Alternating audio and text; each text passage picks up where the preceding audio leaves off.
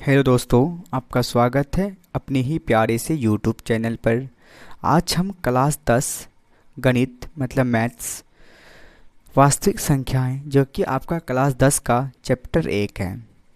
चलिए, आपको हम वास्तविक संख्या पढ़ाने से पहले सबसे पहले हम पढ़ाते हैं आपको प्राकृतिक संख्याएं। कभी कभी प्राकृतिक संख्या को कहीं कहीं प्राकृत संख्या भी लिखा जाता है। तो प्राकृतिक संख्याएं जिसको हम दर्शाने की बात करें तो कैपिटल एन से दर्शाते हैं। तो इसका जब परिभाषा की बात होगा तो क्या परिभाषा होगा? गिनती में उपयोग की जाने वाली सभी संख्याएं गिनती में उपयोग की जाने वाली सभी संख्याएं प्राकृतिक संख्याएं कहलाती हैं। तो गिनती में उदाहरण जैसे हो गया कि 1 2 3 4 5 6 ऐसे जाते जाते कहाँ तक जाएगा? ये अनंत तक जाएगा। तो इसको क्या बोलेंगे हम? 1 2 3 4 5 6 अनंत तक जाएगा, तो इसको हम प्राकृतिक संख्या बोलेंगे, जिसको हम कैपिटल एन से दर्शाते हैं। अब अगर कहीं एग्जाम में पूछ ले आपको सबसे छोटी प्राकृतिक संख्याएं क्या होती है, आपको बोलना है क्या? 1 होती है। क्या होती है? 1 होती है। अब यहीं पे फिर क्वेश्चन बन सकता है कि सबसे बड़ी प्राकृतिक संख्याएं, तो वो अनंत होती है। तो अनंत का कुछ ऐसे ही होता है, लेट मतलब 8 जो आपका लेट जाता है ऐसे, 8 ऐसे लिखा, 8 को ना लेटा दो ऐसे, तो ये अनंत इसको पढ़ते हैं। अब इसको हम 2 नंबर में जा रहे हैं पढ़ने, पूर्ण संख्या। क्या पढ़ने जा रहे हैं? पूर्ण संख्या। तो पूर्ण संख्या को अगर दर्शाने की बात करें तो डब्ल्यू से दर्शाते हैं, क्योंकि पूर्ण संख्या का इंग्लिश क्या होता है? होल नंबर होता है, इसी वजह से इसे हम डब्ल्यू से दर्शाते हैं। तो इसकी परिभाषा की बात बोले तो क्या बोलेंगे? प्राकृतिक संख्याएं या प्राकृत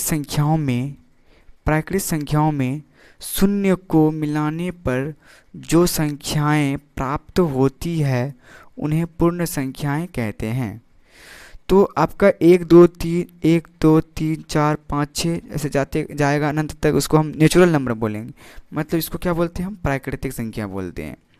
क्या बोलते हैं? प्राकृतिक संख्या बोलते हैं। 1 2 3 4 1 से ही स्टार्ट होता है ना प्राकृतिक संख्या। तो 1 2 3 को बोलते हैं प्राकृतिक संख्या। इसमें अगर हम जीरो सिर्फ ऐड कर देंगे, जीरो को जोड़ देंगे, तो इसमें वो बन जाएगा पूर्ण संख्या। सिर्फ जीरो आने पे एक पूर्ण संख्या बन जाती है, अन्यथा जीरो हट गया तो वो प्राकृतिक संख्या बन जाएगा। जीरो सिर्फ आने से वो पूर्ण संख्या बन जाती है। तो फिर इसके बाद पूर्ण संख्या कहाँ से शुरू होती है? शून्य से शुरू होती है। सबसे छोटी पूर्ण संख्या तब क्या हो जाएगी? आपका शून्य हो जाएगी। इसके बाद पूर्णांक संख्या पढ़ने जा रहे हैं। पूर्णांक संख्या किसको कहते हैं? जिसको इंग्लिश में इंटीजर नंबर कहते हैं। इंग्लिश में क्या कहते हैं इसको? पूर्णांक संख्या को इंटीजर नंबर। तो इसका परिभाषा की बात करें तो सभी धनात्मक तथा सभी ऋणात्मक और शून्य संख्याओं के समूह को पूर्णांक संख्याएं कहते हैं। तो जीरो से इधर वालों को बोलते हैं हम धनात्मक पूर्णांक। कौन सा पूर्णांक बोलते हैं? धनात्मक पूर्णांक बोलते हैं। धनात्मक पूर्णांक बोलते हैं। धनात्मक पूर्णांक बोलते हैं। ठीक, धनात्मक पूर्णांक और शून्य से साइड वाला को धनात्मक पूर्णांक, इसको बोलते हैं ऋणात्मक पूर्णांक।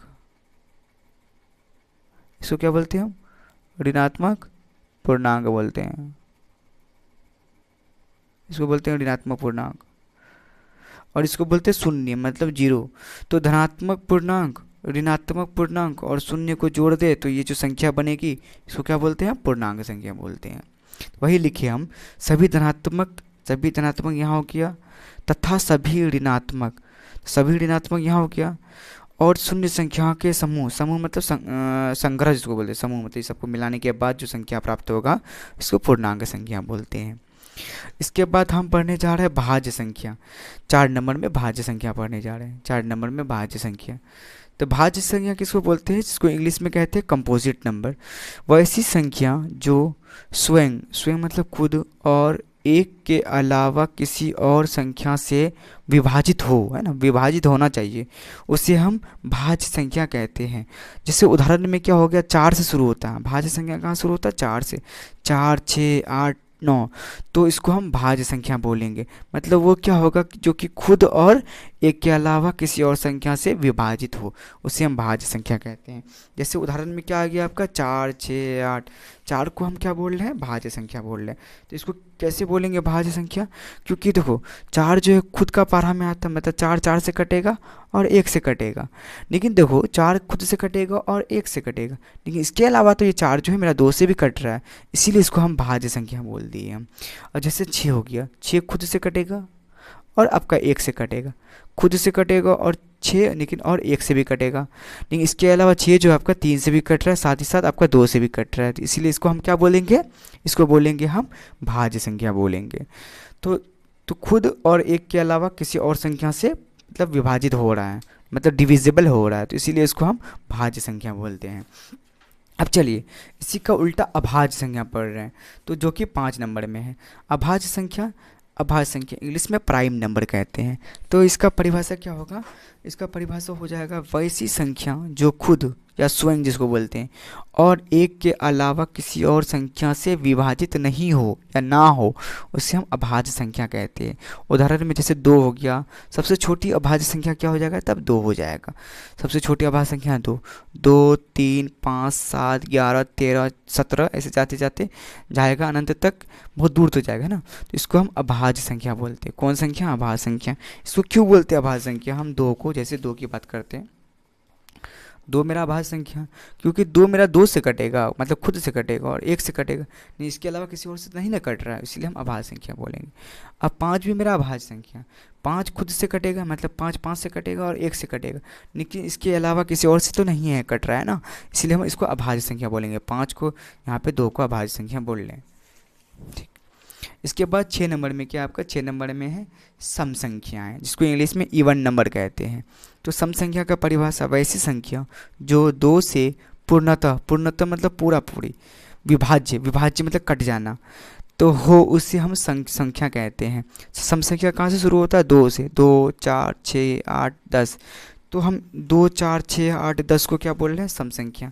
तो इसको सम संख्या क्यों बोलेंगे हम, सम संख्या, जैसे 4 को हम सम संख्या बोले, हम 2 से भाग देंगे, जब 2 से भाग देंगे तो यहाँ 2 बार में होगा, 2 दूना के 4, देखो कट के कितना गया, मतलब कट गया ना पूरा, तो पूरा पूरी तो कट गया, पूर्णतः विभाजित हुआ ना, तो इसी सिचुएशन में इसको हम क्या बोलेंगे, 4 को क्या बोल देंगे हम, सम संख्या।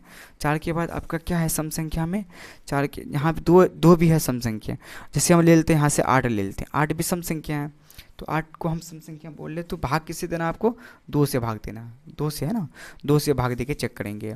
तो 8 को हम बोल रहे हैं सम संख्या, तो 2 से भाग देंगे, 2 चौके 8, तो कट जाएगा मतलब शेषफल कुछ ना बचा, तो कट गया, इसका मतलब पूर्णतः विभाजित हो गया, कटना मतलब पूर्णतः विभाजित हो गया। इस सिचुएशन में वो मेरा सम संख्या हो जाता है, इवन नंबर हो जाता है। अब चलिए विषम संख्या की परिभाषा की बात करें तो विषम संख्या का क्या परिभाषा हो जाएगा, वैसी संख्या जिसको इंग्लिश में ओड नंबर कहते हैं। तो वैसी संख्या जो 2 से पूर्णतः विभाजित ना हो, मतलब शेषफल कुछ ना कुछ बचे, तो उसे हम क्या बोलते हैं, विषम संख्या कहते हैं। जैसे 1 3 5 7 9 11, तो सबसे छोटी अगर विषम संख्या की बात करेगा तो आपको क्या बोलना है, 1 बोलना है, सबसे छोटी विषम संख्या। अब यहाँ पे हम 7 को बोल रहे जैसे विषम संख्या, 7 कैसे विषम संख्या, हम 2 से भाग देके चेक करेंगे ना, 2 से भाग देंगे तब पता चलेगा।